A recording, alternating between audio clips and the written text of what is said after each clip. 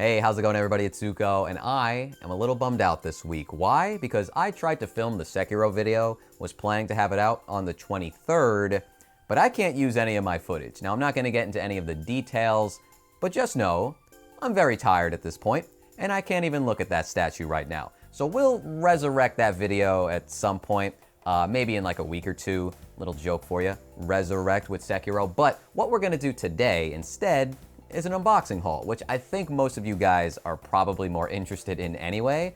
But today's theme is going to be deals. Now, not necessarily like bargain bin deals, which I think is the most common deal these days, because it seems like every company is just begging us to not pre-order their figures with how expensive they are, and as they keep dropping in price. But no, instead we're talking about figures that I missed out on and then had to hunt for them to actually get them for a price that I liked. And if you ask me, that is the most fun part of any collecting hobby, trying to get something way under value or whatever it's going for at the time. I find that very exciting, very exhilarating. As somebody who also collects retro video games, I'm very into that side of the hobby. So yeah, we're gonna be talking about technically like my backlog. Some of these figures I've had for like a year now, and I've just never opened them.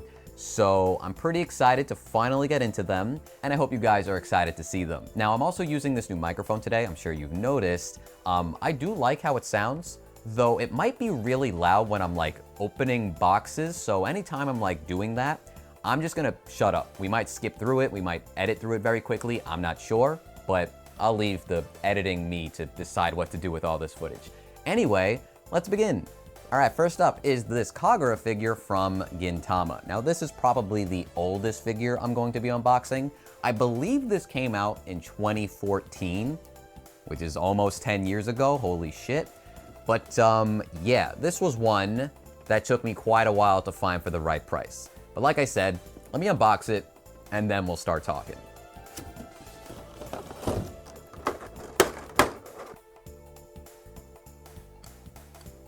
All right, there you go. She's all set up. I did mix and match the accessories and expressions a little bit. Like, these are technically not supposed to go together, but it is my preferred setup. But I'll talk about all that in a minute. Now, I paid about $120 for this at the time, which is an extremely good deal because this often goes for like $200 to $250. It's a little absurd in my opinion, because I don't necessarily think this figure is worth that much. But I do think this is like the quintessential Kagura figure, and it's just a shame that they've never re-released this, and it's the only figure that really has her like classic look. I mean, technically she has like two outfits that she wears for the most part, but the Chinese dress that she has on right now is pretty iconic, and that's kind of why I wanted this. I bought her off from a seller on my figure collection, which I think is a fantastic place to find good deals on secondhand figures. This seller in particular was located in Europe, and they still gave me a really good deal on this figure, shipping included, so opportunities really are everywhere. You just gotta look around. Now, I do have another figure of Kagura. It's the first one that Mega House ever made. I believe it's based off of the Yoshiwara in Flames arc, which, if you haven't seen Gintama yet, one of the best parts of season 1. That is such a fun arc. It's only like 6 episodes too. That's kind of how Gintama worked, at least at the time. Not fully caught up because there's just way too much Gintama. Really need to get on that. But I loved that figure at the time, but it never really felt like the best representation of Kagura. When I think of Gintama, this is more of what I'm thinking about with her, you know? And Kagura technically has a decent amount of scale figures, but a lot of them don't really capture the essence of her character, especially that one from Mega House. It's kind of like the shoujo figure, really not a big fan of it. This one, on the other hand, just feels like it actually understands her. She's goofy, but she's also sweet and full of joy, and this just reminds me of my time watching Gintama.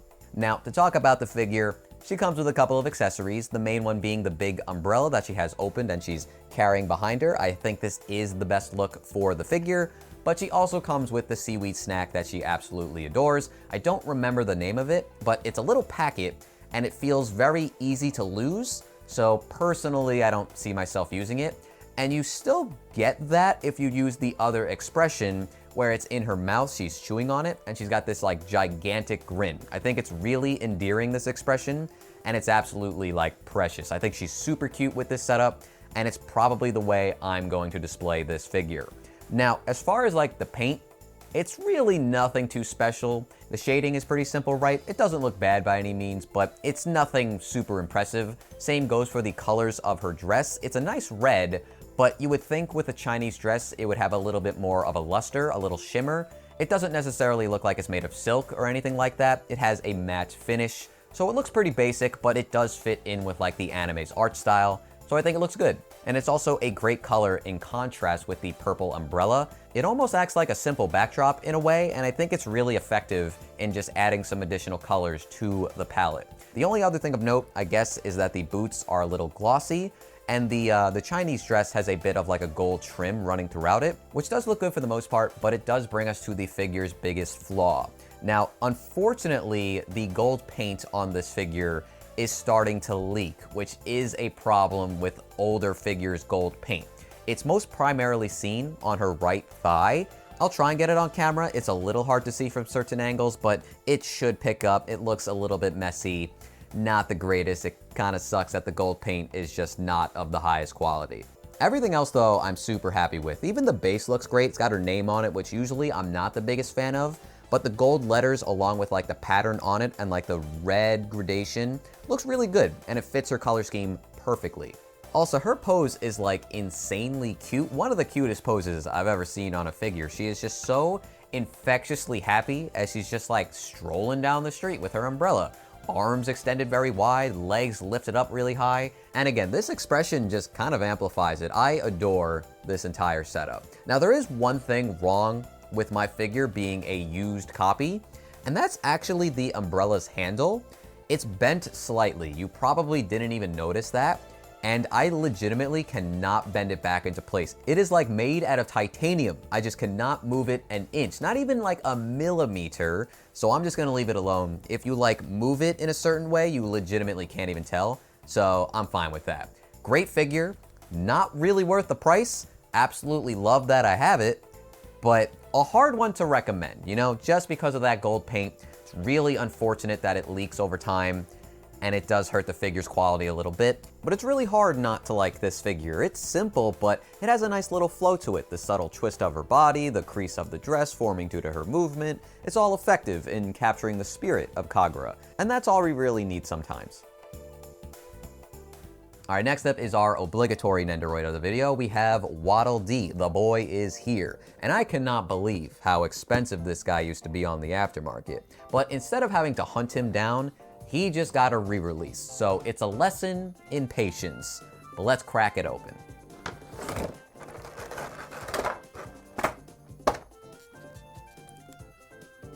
All right, so I've noticed something weird. I'm not sure if this is just my copy, but the magnet from the bandana just like came out. You could see it. I'm surprised I can see the magnet. It fell. Oh God, I don't want to lose it. Anyway, I feel like this is not how it's supposed to be, because it's very difficult now to actually put the bandana on his head and make sure it stays. Like, what the fuck? I wonder if anybody else has this issue. I feel like this is me getting an unfortunate copy of the figure, because it doesn't make any sense to me. But if we ignore that, he is very cute. So technically with this Nendoroid, you get two characters. You get WaddleD and Bandana D. Now, if you don't play Kirby, Bandana D is a WaddleD with a bandana and a spear, and he's basically one of the main characters in the game at this point. Very often a playable character, but since you get the bandana and the spear, it's pretty much his Nendoroid at that point.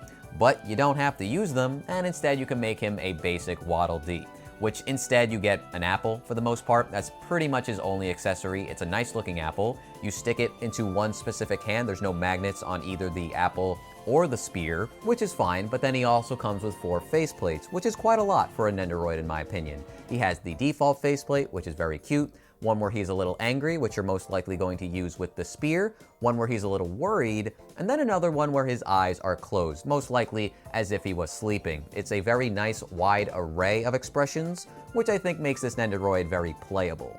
And just like the Kirby Nendoroid, he also has that like velvety smooth touch to him, which just makes him feel a little bit more premium. He's also got those magnets, which are gonna make you actually wanna mess around with your Nendoroids and put him in a bunch of different poses.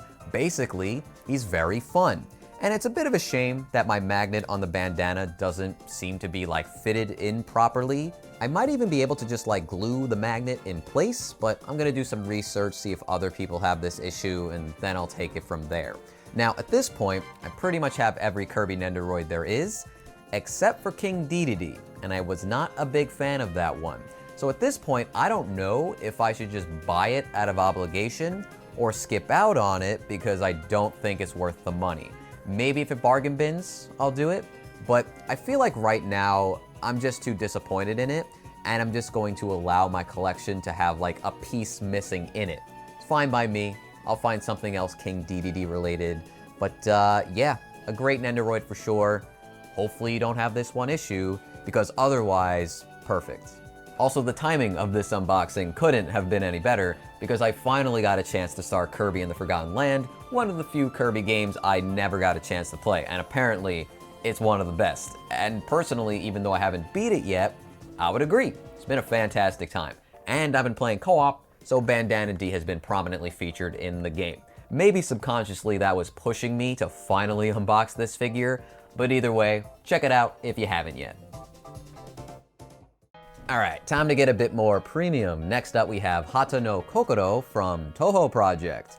And out of all the figures in this video, this is the one that I was hunting for the longest. Just could not find a good deal on this figure for the life of me. So when she showed up on my figure collection of all places for $150 shipped, I absolutely had to jump on that, because normally this is like a 30,000 yen plus figure. Even though the box isn't too big, it's a rather heavy feeling figure, so you're likely gonna spend a lot if you have to import this. So nothing's beating that $150 shipped price that I paid for her.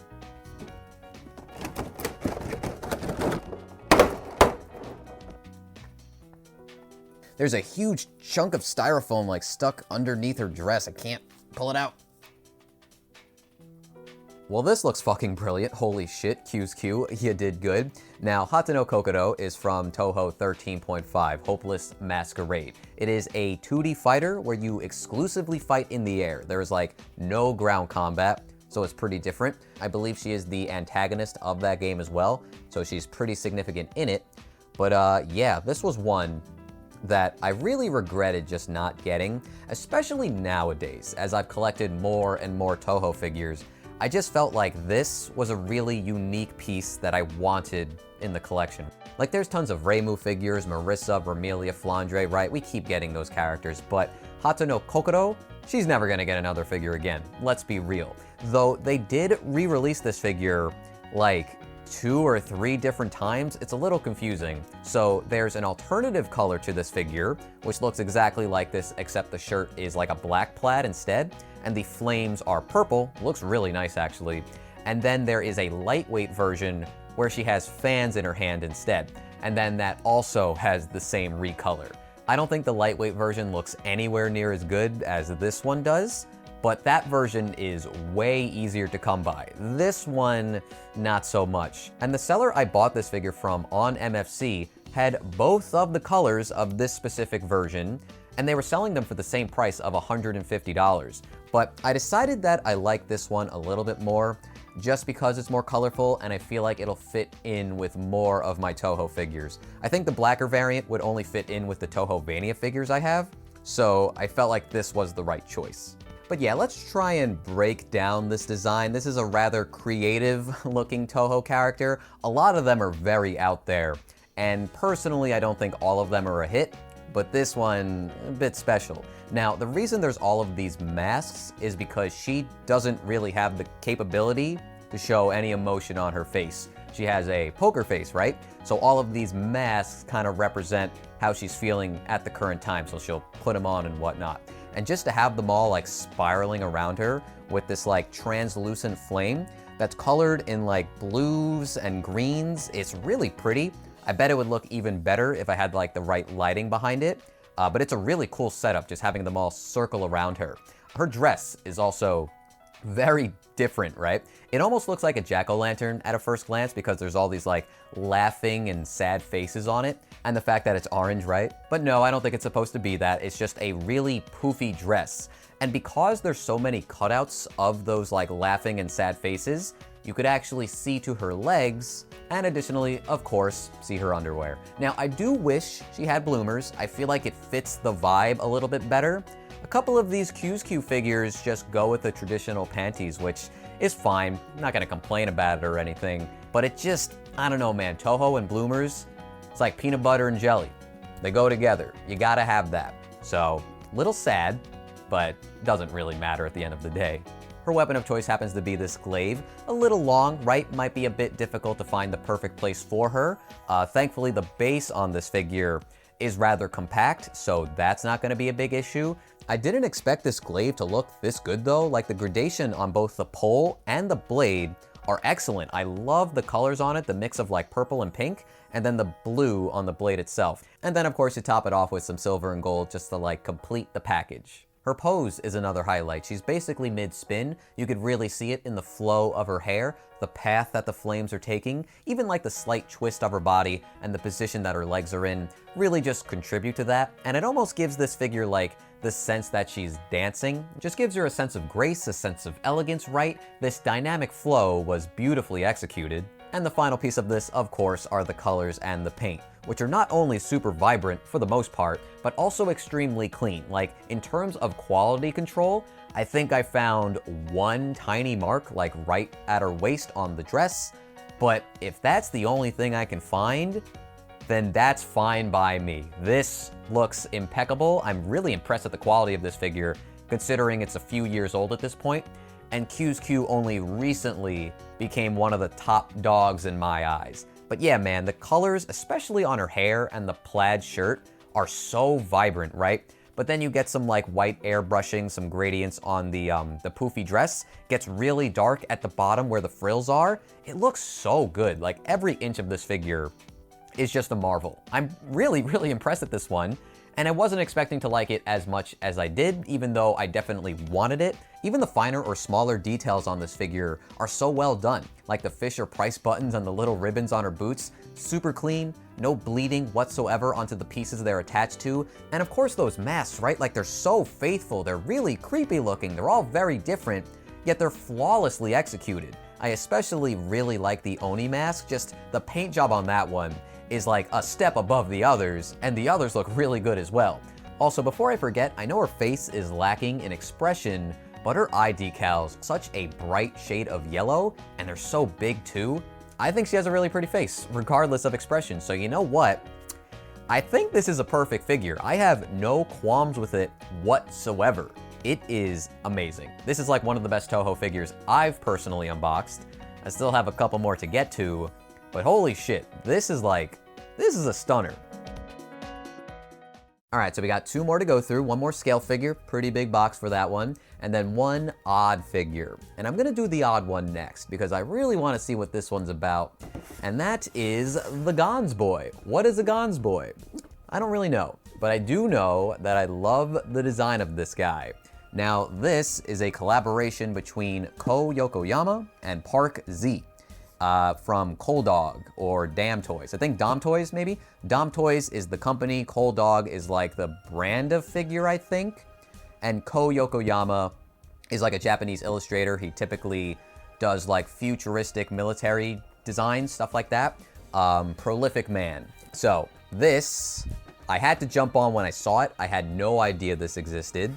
Picked it up off of Sideshow Collectibles, which was about, I think, $75 at the time. Not a hard figure to get. If you like this when I unbox it, you should be able to hunt it down. But let's begin. It'll come out eventually. This is fucking cool, but I don't know exactly how to describe his head. We'll call him a robot guy. I wish I did some research on him beforehand, but yeah, he's like a little robot dude, but he's also like a businessman. There's another figure in this line where he's like either an astronaut or a pilot. I don't have that figure, I really want it. But this one sees the Gons Boy as if he was like a businessman, probably in Japan, maybe China, not sure. Either way, his accessories are pretty great too. So in the interest of time, I'm gonna talk about these accessories, but I'm gonna get the B-roll to really show off these accessories. I think it's a bit too much for me to play around with right now. We might be here a while if I do that. But this is basically the businessman starter pack. You get an old school phone, a suitcase, a face mask, which is really funny because it actually stretches out. Feels like this is pretty fragile, so you gotta be careful. A sweat drop, like just to stick onto his head as if he's stressed out. A couple of antennas and a screwdriver. I don't know what you actually do with that. But then after work, you get like this table, a bowl of ramen, and some chopsticks. I think some chopsticks are unused and one has like a little bit of ramen like on the sticks. It's a really fun little package, and I just think that idea is just so clever. Now, what's also fun about this is that the clothing can actually be removed because it's like actual fabric, right? I think it's just a little button, like an actual button that you just take off here, and then you can take off the clothes. Give me a sec. All right, there we go. I had to take off his hands. I feel like this might be difficult to get back on, but you can do it. And now the guy gets to relax a little bit. I think I do like him a bit more with the suit on, but it's nice that because it's fabric, it's actual material, you can take it off. There's really like no detail on his arms, which is a bit disappointing considering how like nice and weathered and shiny and silver his head is. But I guess for the most part, you're really not gonna see it. Same thing goes for his legs, very plain gray plastic there. His shoes look amazing though. There's just something so interesting and almost even captivating about these like designer figures. And what I mean by that is like a character designer is pretty much tasked with making a figure or a toy, right? Because this isn't based off of any IP or franchise, and technically we do get stuff like that with OC characters, but this feels almost alien, you know? Kind of reminds me of Fooly Cooly, just because of the weird robot head. Like I said earlier, there's another figure in this line that I'm gonna be looking out for, but it never shows up for a good price.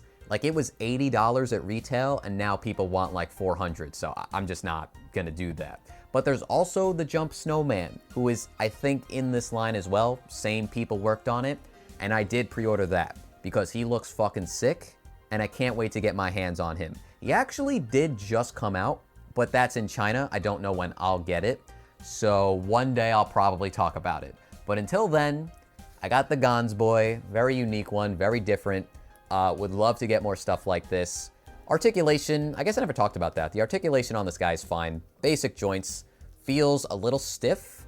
And I think when you have like the suit on, you're gonna be restricted a bit more. Can stretch his arms out a little bit into a T-pose, not too bad.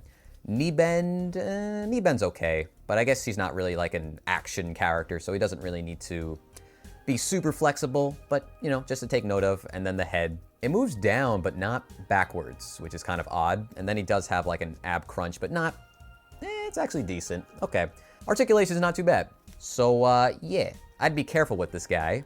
Feels like he has a lot of fragile parts like the antennas, but other than that, pretty good build quality, and just a treat because I ain't ever seen anything like this before, and I legitimately ordered this immediately when I saw it go up for like sale on Sideshow, because they do daily sales, and this guy was part of that. But like I said, you could find this very easily. He's still readily available, usually on eBay, probably Mercari. So look out if you like the Gons Boy. All right, here we go. Last figure, pretty big one. Don't think it's gonna really fit on camera, but here we have Lancer Medusa from Fate Grand Order. Big box. Put it over there for now. This was another one that I got off of my figure collection. Just on a roll with that site. You can really find some good deals on there if you're patient. I believe this one cost me $200, which is perfectly fine by me. Because again, this is another one that goes for over $30,000, and the box is massive. So shipping this from Japan, gonna be quite the pretty penny. So I advise not doing that and trying to find it locally if you can. This was used, but I'm pretty sure the person who sold it to me just said that they like checked it out and then never displayed it. And it certainly looks that way to me. So I'm happy with that. Let's get it out of the box. Oopla. All right, so I think I need to explain. This is the special edition, or like the limited edition, where it comes with two different versions of the character, the first Ascension and the second. The normal version only comes with the one that makes her look like a little Grim Reaper, but I wasn't sure which one I would have preferred, so I just was looking out for the special edition, and I think she's mostly set up as the second Ascension, so I guess I'll display that one for you guys right now. Oh, there's like a lot of pieces to this. Well, her hair certainly looks nice, holy crap.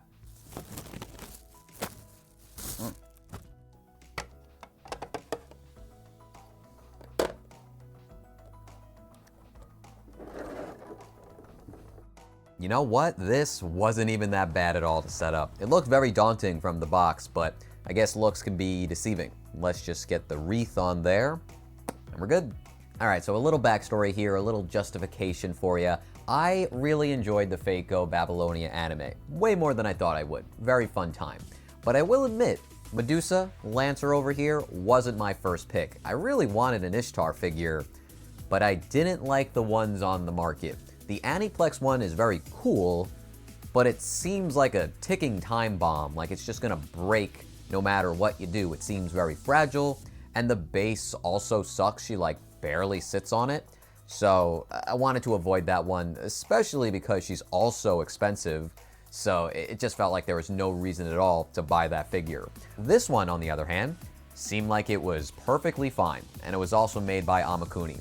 Also, I liked her. She was a cute character, had enough significance in the plot, so I was down, right? Especially for the price of 200 bucks. Now, like I said earlier, there are two versions of this figure. You would only get the first Ascension with the normal edition of the figure, but this one comes with the second Ascension. Primarily what you're getting with this second Ascension is that her hair is now out, and it's extremely long, super voluminous, might even be the best looking part of the figure, though there are a lot of nice parts to this sculpt, right? I will say, if I'm going to nitpick a little bit, the wreath on her head doesn't look that great. I think it could use a little bit more shading. It's a little clumpy in its sculpting, but it is an optional piece, and it's not integral to her design, so I don't think it matters too much, but I'll leave it on there for now. The other thing of note that I did notice is that some of the white trim, especially on her arms, looks a little bit rough. I would say if there was any like problem with the quality control, it would be in these areas. I guess one more thing to complain about, I'm not the biggest fan of her base. I do think the design of it is okay, the symbol looks cool, the colors match the figure obviously, and it's not too big, right? It's a nice size, but both of the pegs are plastic, and she's pretty heavy. So based on past experiences, I feel like that's not the best way they could have went with this. Now, she doesn't shake at all. In fact, she is extremely sturdy, so maybe I'm worrying about nothing, but I do feel like with a figure this heavy, she should have had some metal pegs. But that's it as far as complaints go, I think. Actually, there is one more thing I could complain about, but I'll wait a minute. I feel like I'm being super negative for no reason, because I do like the figure overall, but I just started with the downside. So let's talk about the positives. Now the pose, I believe, is ripped straight from Fate Go. I'm pretty sure it's the exact same pose from that artwork. And that's fine, right? It's not super creative, but the artwork from the game is good. And I think it does translate well into figures, so this is fine. The part that immediately grabs my attention though, anytime I look at her, is all of the metallic paint. Now, there is your fair share of matte paint as well. Her skin, of course, her leggings, her gloves, her hair, all of these aspects super well done, especially her hair. The gradation is quite lovely, but it's that contrast with the metallic paint that really makes her pop, and probably my favorite part of her colors. For example, her scythe, huge weapon, looks awesome, painted in dark gray and purple metallic paint. Really pops. Even the chain, which is whipping around the scythe slightly erratically, is painted in those purple metallics. Of course, all her armor plating, her boots have that silver metallic paint that you would expect these areas to have, right? But even the trim of her leotard is slightly metallic, which is kind of neat. But I think the most standout in terms of like the metallic paint are absolutely the belts that have this bright magenta color to them. They really stand out. You can see them on her thighs, on her arms, and even the collar around her neck. So yeah, I think it's easy to appreciate the work that Amakuni put in here. There might have been a couple of missteps, but for the most part, I think this is a pretty solid figure. But to go back to that one extra complaint I had, which now that I've been thinking about it, might be the worst part of this figure, so I probably should have mentioned it earlier, it's the chain. The chain doesn't look great. They filled in the chain links and it just looks like it's completely lacking in detail. I don't know why they would have done this except for just trying to save money, but it totally stands out in a negative way. And I do think it detracts from the figure. Doesn't ruin it, still a lovely piece, but it could have been better. Now I still have to talk about her other Ascension, the one with the cloak, which might be my preferred design, but my memory card is about to fill up and I don't have another one and it's going to take forever to dump it all onto my computer. So I'm gonna show it off in post. Even if it's my favorite of the two, hopefully that's fine. I'll just like put something on the screen to say, I like this more or something, I'm not sure. But the footage hopefully should suffice. Sorry about that. I will say that she comes with two arms, one with a larger spike on it and one with a shorter one. And the shorter one is supposed to go with the cloaked version of her. So just keep that in mind if you ever find this figure, that's how you're supposed to set it up. But either way, this was a great haul. I'm glad I finally got to share these figures with you guys. My backlog is atrocious, and this definitely eases the pain a little bit. But next time might be Sekiro, might be the roundup for September, not sure, we'll see. Really don't want to make that video right now, but I need to do it, especially because that figure was over $400, so I'd be stupid to not talk about it. But that's going to do it for today's video. So if you want to support me, subscribe and like the video. I also have some affiliate links if you want to support me that way, but you know, just watching also helps, so I'm glad you made it this far. Really appreciate it. That's it though, I'll see you around. Take care. Later.